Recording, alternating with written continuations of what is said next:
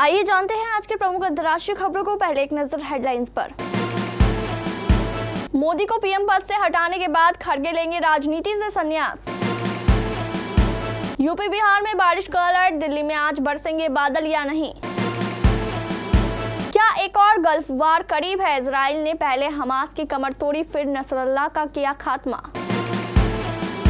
मुस्लिम brotherhood की निकली हवा, सऊदी क्राउन प्रिंस सलमान ने कहा फिलिस्तीन की मुझे परवाह नहीं। मिडिल ईस्ट में युद्ध से बचना चाहिए, बाइडेन बोले नेतन्याहू से करेंगे बात। अमेरिका का सीरिया में बड़ा हवाई हमला, आईएस और अलकायदा के 37 आतंकी ढेर। खुद से शादी करने वाली टिकटॉक स्टार कुबरा आइकुट की मौत। सोमवार को जारी हुए पेट्रोल डीजल की कीमत, जाने रेट। शार्क टैंक इंडिया में रिजेक्ट हो गया, यह मशहूर एक्टर एक्टिंग छोड़ करने लगा खेती। और पहले टी20 में ओपनिंग करेगा भारत का ये खूंखार बल्लेबाज, आसमानी छक्कों से मचाता है बवंडर।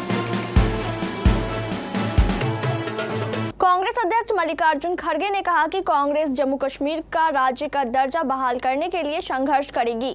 वह प्रधानमंत्री नरेंद्र मोदी को सत्ता से हटाने से पहले मरने वाली नहीं है। कठुआ जिले में एक चुनावी रैली को संबोधित करते समय खड़गे की तबीयत थोड़ी खराब हो गई थी। इलाज के बाद उन्होंने यह बयान दिया। खड़गे ने कहा ये लोग कभी चुनाव नहीं कराना चाहते थे।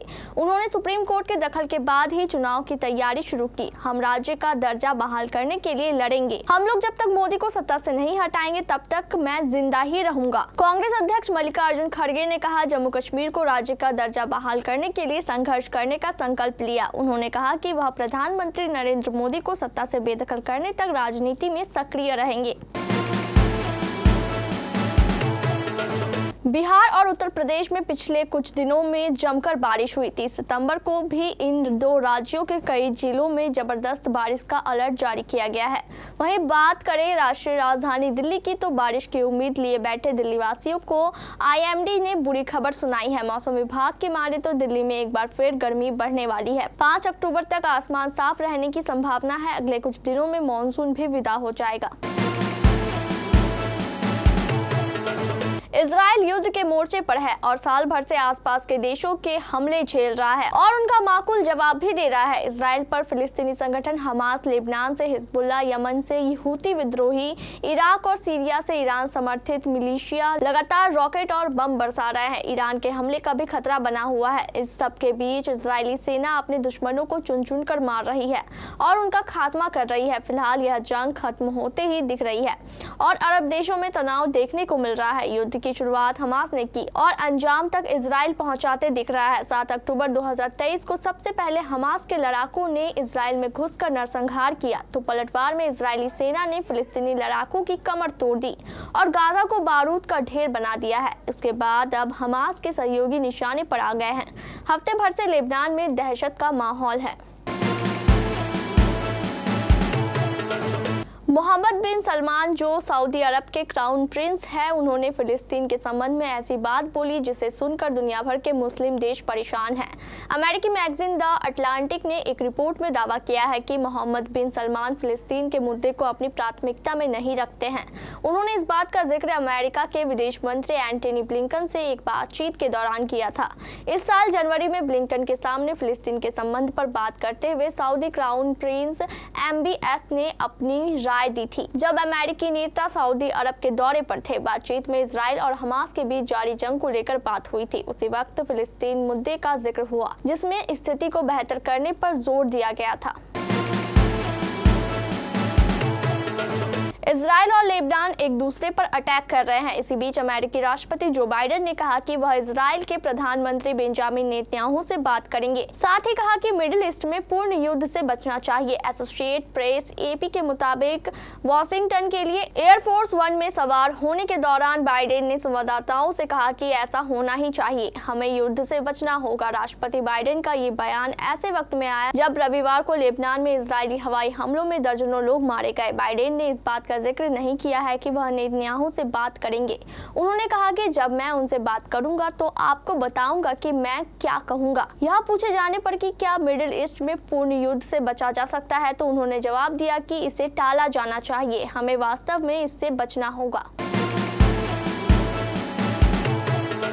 अमेरिकी सेना की ओर से सीरिया में किए गए 2 हवाई हमलों में आईएस और अल-कायदा से जुड़े 37 आतंकवादी मारे गए। यूएस सेंट्रल कमांड ने कहा है कि पिछले हफ्ते मंगलवार को उत्तरी पश्चिमी सीरिया पर हमला किया गया था, जिसमें अल-कायदा से जुड़े हुर्रस अल-दीन समूह के एक वरिष्ठ आतंकी और 8 अन्य को निशाना बनाया गया था।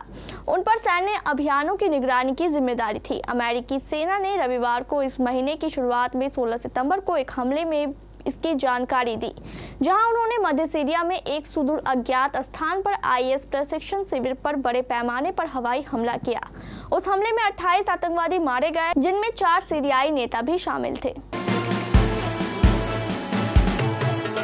तुर्की की टिकटॉक इन्फ्लुएंसर कुबरा आइकुट की महज 26 साल की उम्र में मौत हो गई। कुबरा अपने वेडिंग विदाउट ए ग्रूम वाले वीडियो के लिए बहुत मशहूर हुई थी। तुर्की की मीडिया के अनुसार टिकटॉक इन्फ्लुएंसर की मौत सोमवार को इस्तांबुल के सुल्तान बेली जिले में एक लग्जरी अपार्टमेंट इमारत की 5वीं मंजिल से गिरने से हुई।